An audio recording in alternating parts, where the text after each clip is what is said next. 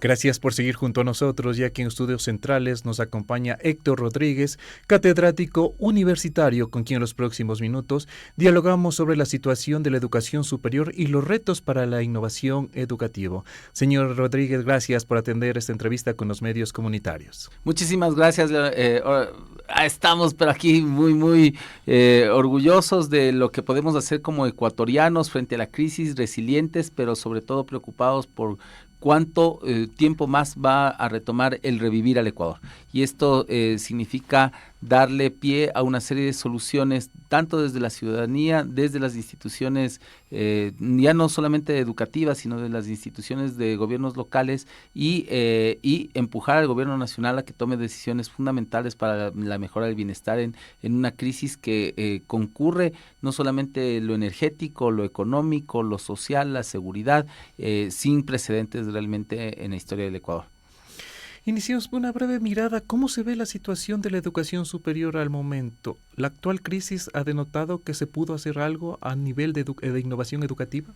Rolando, la verdad es que después del COVID nosotros tenemos una digitalización acelerada de las formas de brindar educación superior, pero lamentablemente acompañados de una precarización.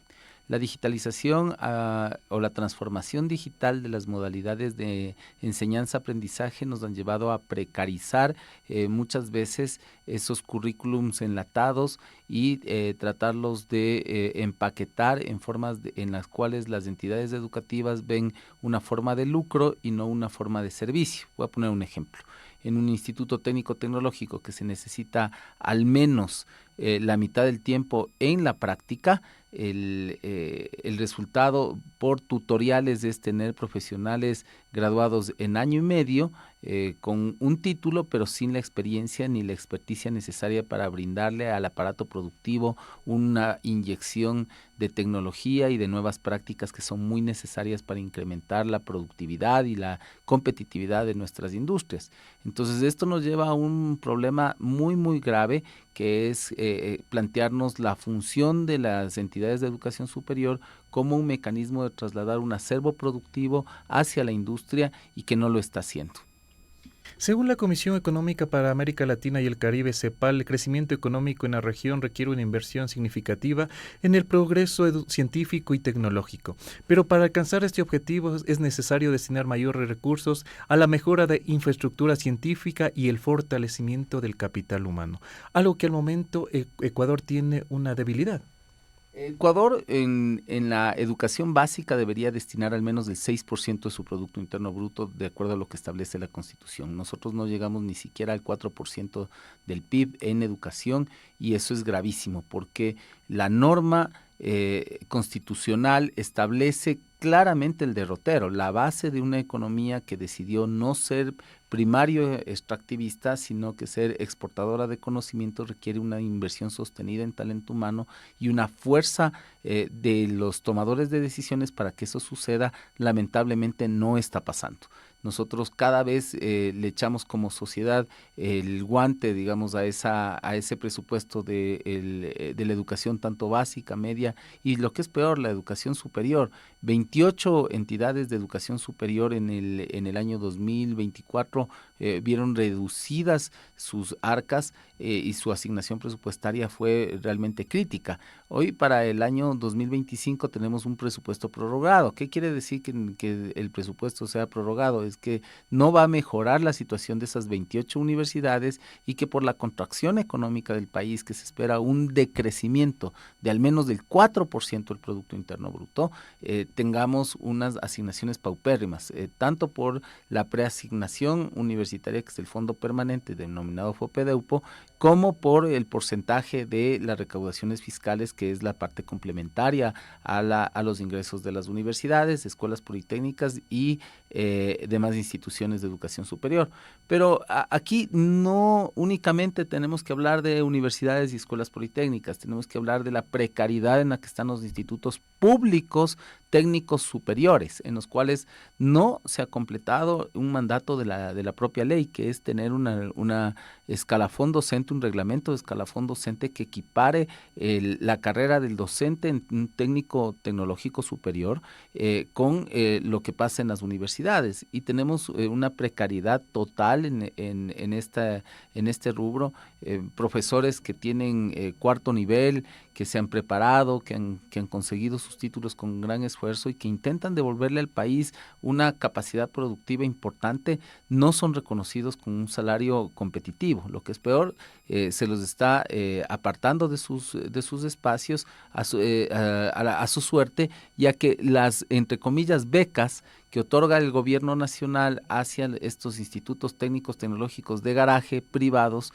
lamentablemente no fortalecen en nada las capacidades de un sistema público que debe ser gratuito hasta el tercer nivel. Y eso realmente nos deja con un déficit enorme en la generación, como digo, de capacidades reales de nuestras instituciones, que son más de 100 institutos técnicos tecnológicos públicos que debieron haber sido fortalecidos, que debieron haber sido engrandecidos en su capacidad de gestión, en su capacidad tanto en aulas, laboratorios, contratación de más profesores y el incremento, como digo, salarial que se merecen y el reconocimiento de una carrera de docentes investigadores que debe la próxima legislatura tener en cuenta para que se haga una verdadera política de Estado en este importante sector, que es la formación técnica tecnológica, que es la otra mitad de la educación superior. Precisamente se habla de los resultados del aprendizaje del sistema educativo ecuatoriano que demuestran una tendencia desigual debido a tres grupos de factores que son los socioeconómicos, la infraestructura educativa y modelo de educación. A esto se suma lo que he mencionado también, que se da prioridad a centros de educación superior que son privados y no a lo que realmente necesitan los jóvenes que salen con ganas de tener un título de tercer nivel. Lamentablemente en el Ecuador se está perdiendo un valor fundamental de cualquier sociedad, que es la verdad. El gobierno nacional falta a la verdad en el momento en el que señala como una beca algo que debe ser una obligación del Estado ecuatoriano, que es garantizar la gratuidad de la educación superior hasta el tercer nivel. Y esa gratuidad de la educación hasta el tercer nivel tiene que ver, sí, con un sistema público que, como digo, debe ser fortalecido. Lamentablemente ni buenos pupitres tienen, hay sistemas virtuales de aprendizaje continuo que se los utiliza de manera bastante alegre, por decirlo menos. No hay repositorios, no hay una inversión en bibliotecas virtuales de acceso universal, no hay un fortalecimiento de las capacidades colaborativas entre los institutos. Lamentablemente esa idea de desaparecer la CENESID en la práctica vino a empeorar las condiciones de estos institutos y los institutos realmente deben dar cuenta de al menos el 50% de la demanda de los estudiantes por acceder a una educación superior práctica, una educación superior que se conecte con la necesidad de empleabilidad y de la generación de valor agregado aplicado a las industrias emergentes que están surgiendo en medio de una cuarta revolución industrial. El Ecuador necesita inyecciones de talento humano, pero a la vena de este aparato productivo. Nosotros somos el único país que decrecerá, como digo, en el 4% del Producto Interno Bruto para el año 2024, y en el año 2025 ya entramos con desventaja respecto de los países vecinos, puesto que el primer trimestre tampoco contaremos con energía eléctrica. El comité empresarial, que es privado, exhibía una cifra realmente alarmante, que es más o menos 18 millones de dólares por hora que se está perdiendo a nivel nacional, y eso realmente debe espeluznarnos a todos.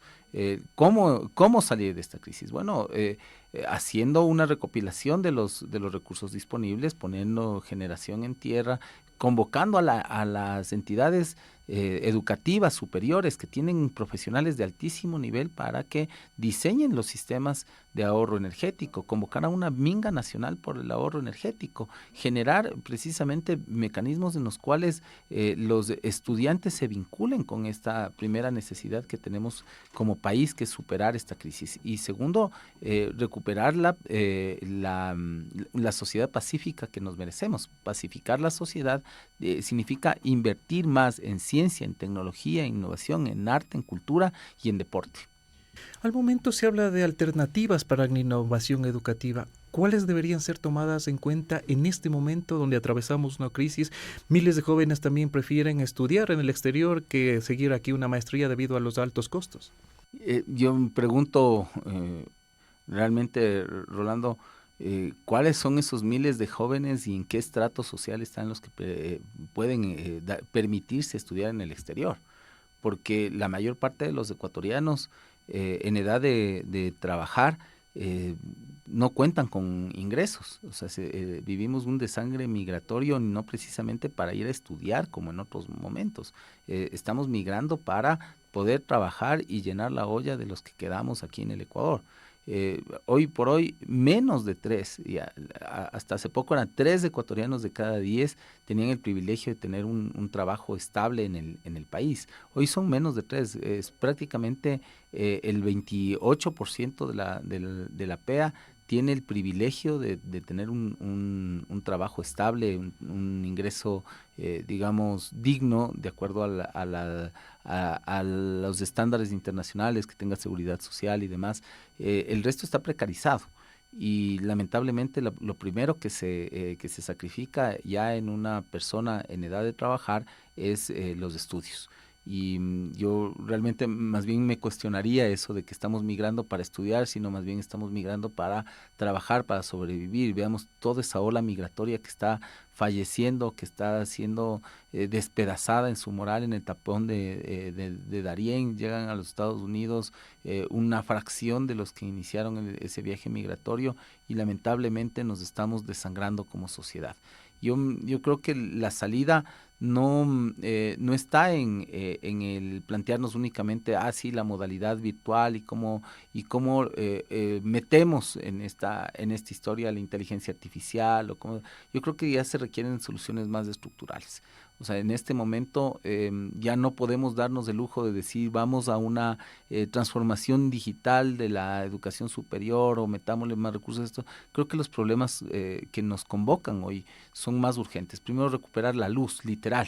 Debemos recuperar la luz de nuestra sociedad y eso es una prioridad en la cual debemos meternos todos, academia, Estado, empresa privada, sectores de la economía popular y solidaria, y trabajar abiertamente por superar esta crisis. ¿Cómo superar la crisis? Como digo, generación en tierra, orientar los recursos, declarar si es que se requiere incluso la moratoria de la deuda externa en estos momentos para poder adquirir los grupos de generación eléctrica que necesita el país. No vamos a poder salir si es que estamos prepagando la deuda externa, si es que estamos privilegiando pagos a la banca internacional, si es que dejamos que esa economía de la intermediación nos domine y no apostemos al sector real de nuestra economía.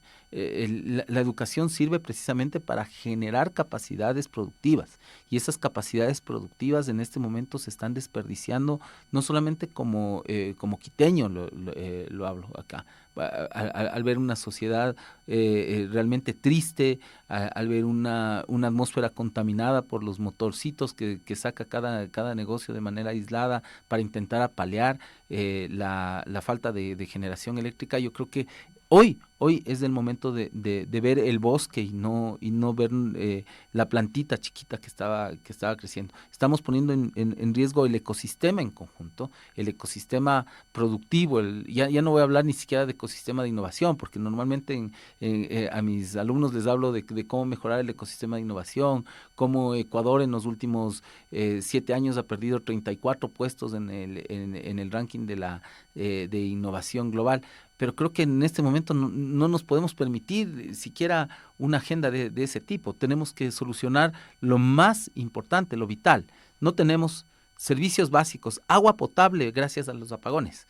No tenemos saneamiento gracias a los apagones y no tenemos capacidad de generación de trabajo gracias a los apagones. Y eso debemos tener claro, que la prioridad del país es salir de esta crisis energética para solucionar la crisis productiva y poder pacificar a nuestra sociedad. De forma final, queremos pedirle a nuestro invitado cuál sería entonces al momento el mensaje en este tiempo que Ecuador está sufriendo esta crisis energética. Se habla también de deudas al sector educativo, al sector de la salud, y se habla también de lo que ha dicho una innovación a nivel tecnológico. ¿Cuál es el mensaje? Bueno, hablar de innovación a nivel tecnológico significa nunca perder la capacidad de solucionar los problemas de manera creativa, dejando obsoletas las soluciones anteriores porque ya no sirven. Ya hay soluciones, como digo, de transformación digital que en medio de los apagones ya son inviables. Tenemos que unirnos en una acción colectiva para poder solucionar el problema macro antes de entrar ya en nimiedades o en elementos puntuales que realmente nos deberían convocar, ¿no es cierto? O sea, si tuviéramos energía eléctrica, yo te diría, a ver, preparémonos en inteligencia artificial, incluyamos en el aula los elementos de inteligencia artificial generativa, de cómo utilizar el chat GPT para mejorar los contenidos, retar al estudiantado hacia una generación activa de discusiones críticas dentro del aula, cómo los ambientes virtuales de educación pueden ser provocativos para precisamente fomentar el pensamiento crítico y buscar nuevas fuentes de información. Pero si no nos podemos conectar al Internet, no nos podemos dar el lujo, hoy es un lujo realmente prender la computadora y acceder a los contenidos de la universidad, realmente estaríamos tratando de soslayar una ineficiencia y una ineptitud total del gobierno a la hora de solucionar el problema más básico que requiere nuestra sociedad. El incremento lamentable en la violencia. Ya no hablamos ahora solamente de muertes violentas, sino de delitos contra la propiedad, de delitos extorsivos que han crecido en más del doble respecto del año pasado. El mes de septiembre y agosto fueron los más violentos de la historia del Ecuador en términos ya no solamente de homicidios, sino de delitos contra la propiedad, y nosotros no podemos darnos el lujo de tener una discusión sobre como digo, sobre inteligencia artificial o sobre metodologías de educación. Yo lamento mucho tener que decirle a la opinión pública, centrémonos en lo importante, centrémonos en esto que es urgente. Rolando, una vez que superemos este punto, tendremos sí la oportunidad de pensar en otros elementos. Si no tenemos lo mínimo, si es que no pueden pagar una diálisis o que la clínica de diálisis no pueda brindar el servicio porque no tiene energía eléctrica, o que una persona con una enfermedad pulmonar grave tenga que ir a un centro comercial para conectar su respirador artificial. Realmente estamos en una decadencia como sociedad, y eso debe llamarnos la atención, eso debe ser el punto crítico de la discusión pública hoy en día. Llamo la atención al presidente de la República: ocúpese de lo urgente, ocúpese de lo necesario. Nos estamos muriendo, y esto no requiere un espíritu de carpintero, requiere un espíritu de estadista, y que se dedique a tomar las decisiones necesarias para revivir a nuestro país. Queremos agradecer a Héctor Rodríguez, catedrático universitario, con quien hemos dialogado estos minutos acerca de lo que es de la innovación educativa, pero también los temas que están preocupando al Ecuador. Señor Rodríguez, gracias por haber atendido esta entrevista con los medios comunitarios. Rolando, muchísimas gracias. Gracias también, y con esto vamos a un breve corte y al volver seguimos revisando otros temas de actualidad.